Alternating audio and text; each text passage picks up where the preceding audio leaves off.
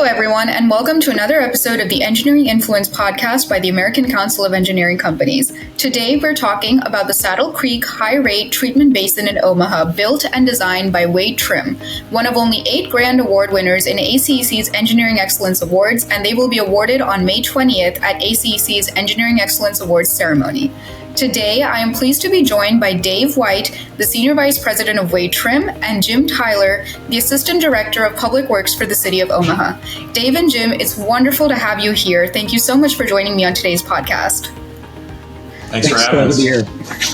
Awesome. So let's just start by talking a little bit more about what the Saddle Creek High-Rate Treatment Basin project is. Dave, let me go ahead and start a little bit in general about our CSO program overall, and then how, Dave, you can kind of fit in the project itself. But the City of Omaha is one of 800 communities across the United States that has a combined sewer system that was built back years and years before the current technologies existed. And as part of having a combined sewer system, we have to, as part of the Clean Water Act, clean up our contributions and what we make to the rivers and streams and lakes of the United States. So this project is one of many projects that are part of our CSO program that we have to do to help with the water quality of the rivers and streams for the City of Omaha. So it's about $2 billion program that the city has. We're about halfway through. Our Saddle Creek project was the kind of largest dollar value in a very important project, and Dave can talk a little bit more about the specific project and how it fits in. Yeah, so thanks, Jim. The Saddle Creek project is just one component of the city's plan to clean up the waterways in and around the City of Omaha. It's about 60 times a year when it rains in Omaha. As little as a tenth of an inch of rain will cause overflows throughout the sewers, which mixed with stormwater and stuff you kind of flush down from your bathroom, and it comes out outfall. So there's one really big outfall, the CSO 205 outfall, where if you can imagine up to 2 billion gallons per day of water during the biggest storms, 10-year storms, can come out of this outfall, putting pollution into the waterways around the city. This project takes and treats and captures almost 85% of the flow during a typical year through a technology called a high-rate treatment basin. So it's a big, remote, mini wastewater treatment plant that is smart and only operates when it rains. So when that rain comes, that flow comes, we divert the water, we settle out heavy grit and rocks, we screen out pop bottles and trash, we kill bacteria by adding disinfecting chemicals. We store in this facility up to 3 million gallons of combined sewer overflow. We pump that back down to the treatment plant. If the storm keeps coming, we actually treat it right there at that location in accordance with all the regulatory requirements and send it back to the creek. And it only took us 10 years to get that done and about $94 million. That is amazing. I mean, the dedication of 10 years and a project as big as that with $94 million scale is amazing. And so the City of Omaha has undertaken that Clean Solutions for Omaha program. What other projects is it taking on with that? And can you tell us a little bit more about that program? Sure. Like I said, it's about a $2 billion program, and we're not alone in this. There's about 800 cities across the United States that have these combined sewers systems. Some people ask, why don't you just separate all the sewers? And we do separate some of the sewers, but it would cost billions and billions more dollars and take a lot more time and be incredibly disruptive to separate all those sewers. So as part of sewer separation is part of it, we also do green infrastructure, and we've diverted stormwater into our parks so it doesn't mix in with our combined sewage. And so we got some new lakes in our parks that are stormwater features that are great for the community. So we do some green infrastructure, we do some sewer separation. We have this high-rate treatment basin. We'll have another one of those in the future. And we've also just increased treatment at our treatment plants, so we get more flow there to the treatment plant when it rains to treat more combined sewage. So a lot of different components make up the overall program. About $2 billion We started in 2009. We have until 2037 with our administrative order with the state of Nebraska to get it finished. That's truly like a wonderful program that seems to benefit communities in so many ways. And what other ways does like Saddle Creek Basin benefit communities and help with this new water supply? Yeah, so I would say the number one thing is water quality, right? So we're keeping all that pollution from going into the waterways that are downstream of the facility. The nature of the area where we had to build this project, we took an old landfill, we actually repurposed it, removed hundreds and thousands of tons of landfill debris. So it was an old construction demolition landfill, repurposed that for this project. It allowed the city to keep available other property in and around our location, right next to the University of Nebraska Omaha. They have a wonderful hockey arena they were able to build there.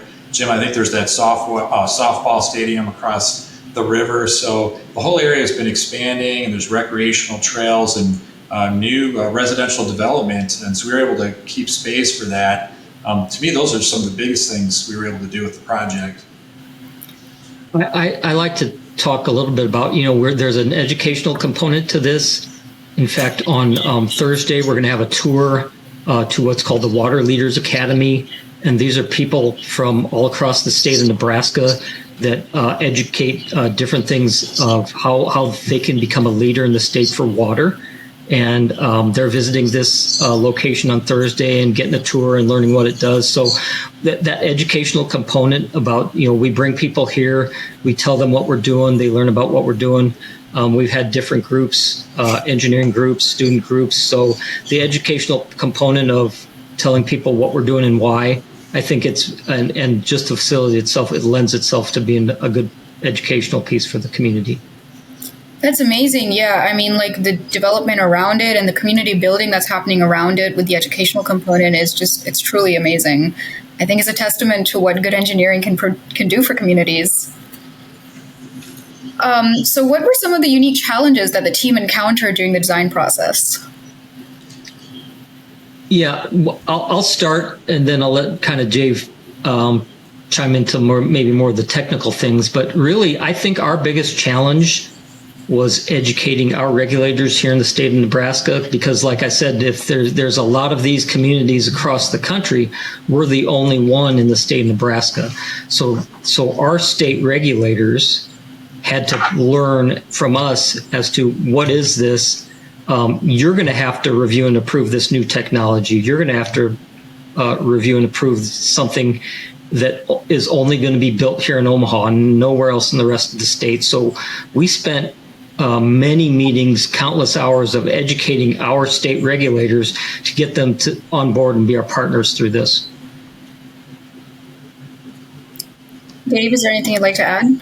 Yeah, I think also just the nature of this site that we were working on. It was a very tight site. We were limited by an open waterway on two sides. We had the landfill to work in. We had existing utilities that were there as well. And so we had an active floodplain. So picture a contractor having to build this project knowing that at any time the portion of the work site could be flooded. So we had special provisions to deal with protecting against flooding, getting insurance, working with the Corps of Engineers. They actually had a levee channel that ran through the area, so we had to make sure we didn't disturb that. And then they had to build this facility on top of a live sewer system, so keep all the flow going, whether it was raining or not, without causing damage or any problems. So it was definitely quite a lift to deal with all that. That is very impressive. I mean, overcoming those challenges with like resilient engineering it's just truly amazing. That's wow. So, with challenges come innovations. So what were some of the key innovations on this project? I think a big one was the gravity flow through, Jim. Do you want to talk about that? Yeah, typically when we have a facility like this, you either pump the flow in or you pump the flow out, and that pumping component is very expensive, and you can only build the pump so big. You're always going to have storms that are bigger than that pumping capacity. And Wade Trim came up with this concept of, well, let's get rid of the pump station and let's build the thing by gravity. And now that brought on some challenges by it had to be deeper, and we had to work with a lot with the groundwater. And that was one of the challenges that Dave didn't mention that was a really big deal that we had to deal with. But the whole ability to not have a influent or pump station at the front end or the back end that would have added millions and millions of dollars to the project helped save us some upfront costs, and all those costs that you would have had to do for electricity and get those pumps running every time. We don't have to, the only pumps we have are the small pumps that are in place to pump the flow back when it's done. And that saved a lot of money up front and a lot of O&M costs for the long term. Wow. Dave, anything to add? Well, I mean, yeah, that's the power that these large pumps demand. You're only using it, like I mentioned, maybe every other week. And so it's a lot of investment in infrastructure you don't use very often. I mean, we thought at one time it could have been $40 or $50 million to have such a significant pump station there to lift this flow. And so be able to just let the water flow in naturally by gravity really made it a lot easier to work with in one respect. That's, wow. That sounds like one of the most high-level innovations that I've heard of so far, honestly. So what were some of the challenges during construction? We talked about some of the challenges during the design process. When we talked about some of the innovations, we did talk about some of the challenges, but are there any other challenges that the team encountered during the construction process that should be highlighted as a little shout out to the team? Yeah, maybe I'll start first, right, Jim? I mean, we bid this project right before COVID, right? And we had a real good contractor, won the project, Hawkins Construction Company, and they had this challenge of having to build a project over a long duration. Our construction contract was 5 years. And so, being able to keep working, keep on top of things. I actually pulled some stats up on some of the things that they did out there. They removed over 300,000 tons of landfill debris, had to get that out of there, recycle it, repurpose it, get it to the right locations. They excavated 240,000 tons of earth. So just, people digging and digging and digging for days to make room to build this underground structure. They installed 13 miles, literally 13 miles of sheet piling, which are strong support systems that tie into bedrock 100 feet below the earth that support the structure.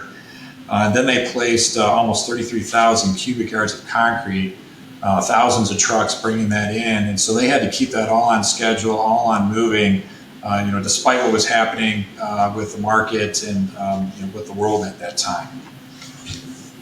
Jim, I know you guys were still working every day, but it was quite the time there. Yeah, this project happening during COVID, a lot of things stopped during COVID. That's something about public works, and you can't shut down public works. You can't shut down construction if it has to happen. So I think that was some of the challenges of other places shutting down. That wasn't an option with this. The construction continued. The people that had to get the work done continued. I was in the office every day. Dave was making sure the project was getting done every day. So I think we just faced that challenge that was in front of us by just keeping working. Yeah, I mean, the way that the community has sprung up around it, and I think a lot of times people don't understand that engineers kind of work behind the scenes of all of this, and when they're able to see the finished product, it truly is, it's amazing. And all of that kind of hard work, I think, really paid off. Congratulations on winning the ACEC Engineering Excellence Grand Award. Is there anything else that you guys would like to add before we end this podcast? With this project, we accomplished a lot for the City of Omaha. The purpose, the facility itself. It's a wonderful facility. It blends so much in with the university next door that there's people that think it's actually part of the university and just another building part of the university. It fits in so good. We work so well with the architects next door. We made use of some extra space in the facility where we were running out of space for some of our people and just moved them here. So we were able to accomplish just the purpose of the project, but there's so much more benefits for us as a public works department, and what you see with the immediate community around it. So I just wanted to emphasize that again of how many benefits we've seen with this project. Dave, anything else? Yeah, I just want to say, thanks to the city for, hiring us to do that job, and thanks for having us on today. We really appreciate the consideration and the award, and I couldn't be more excited. Us either. So to our listeners, thank you so much for tuning in. We hope to see you again soon. Stay tuned for more of ACEC's content from the Annual Convention and Legislative Summit starting May 18th. Don't forget to hit that like and subscribe button. Thank you so much.